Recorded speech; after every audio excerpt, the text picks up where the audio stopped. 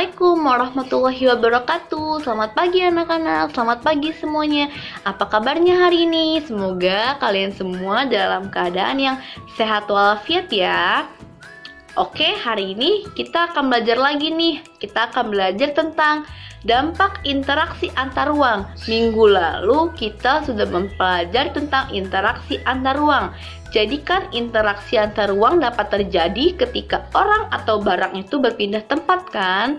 Yang sering terjadi adalah banyak orang dan barang berpindah ke suatu tempat yang dimana tempat tersebut menjadi pusat pertumbuhan, ya kan? Nah, hari ini kita akan mempelajari nih, apa aja sih dampak dari interaksi antar ruang itu?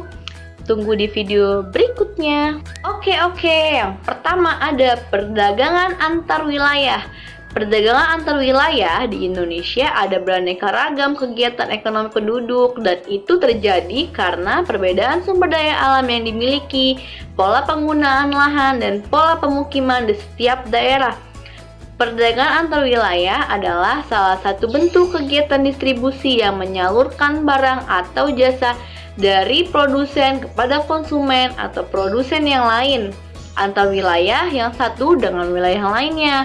Jadi, jenis komoditas yang diperdagangkan antar wilayah di Indonesia antara lain meliputi hasil hutan, pertanian, dan peternakan. Lalu, berikutnya ada mobilitas antar wilayah. Dikarenakan penghasil sumber daya alam di Indonesia tidak merata, maka menyebabkan penyebaran potensi sumber daya alam itu menjadi nggak rata juga. Nah, biasanya masyarakat Indonesia memiliki bermukim di wilayah yang memiliki kekayaan dan potensi alam yang mencukupi kebutuhan hidupnya, sehingga kejadian begitu mengakibatkan pemusatan penduduk. Faktor lain yang menyebabkan terjadinya pemusatan penduduk adalah keunggulan lain yang dimiliki suatu wilayah tersebut, misalnya lokasi yang strategis dan adanya sumber daya manusia yang berkualitas untuk mengembangkan potensi lain di berbagai industri, perdagangan, perusahaan, dan sebagainya. Wilayah pemusatan penduduk ini akhirnya mengakibatkan kepadatan penduduk di wilayah perkotaan. Selanjutnya ada perkembangan pusat-pusat pertumbuhan. Dengan adanya perpindahan orang, benda, dan jasa dari lokasi satu ke lokasi berikutnya itu akan menimbulkan pemusatan kegiatan di lokasi tersebut. Nah, pemusatan ini biasanya terjadi atau berkembang di wilayah perkotaan. Perkotaan itu sendiri kenapa bisa jadi suatu pusat pertumbuhan wilayah, itu karena sebagian besar aktivitas itu terfokuskan atau terkonsentrasi di wilayah perkotaan. Selanjutnya adalah perubahan penggunaan lahan. Aktivitas penduduk yang selalu berkembang itu membutuhkan lahan sebagai lokasi aktivitas tersebut. Jika kota semakin banyak yang mendatangi, maka penduduk akan membutuhkan banyak lahan sebagai tempat tinggal.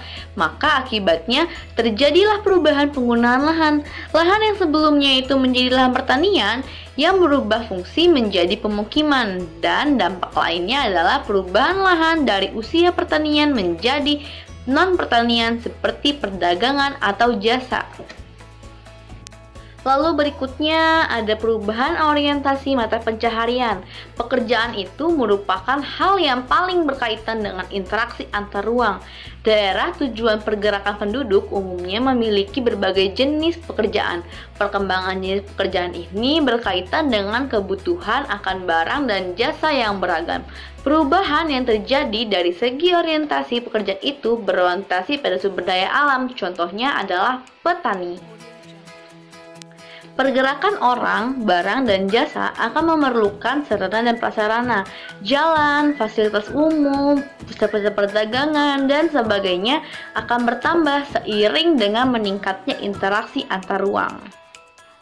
Sekian materi kita hari ini, materi pembelajaran hari ini, video pembelajaran hari ini.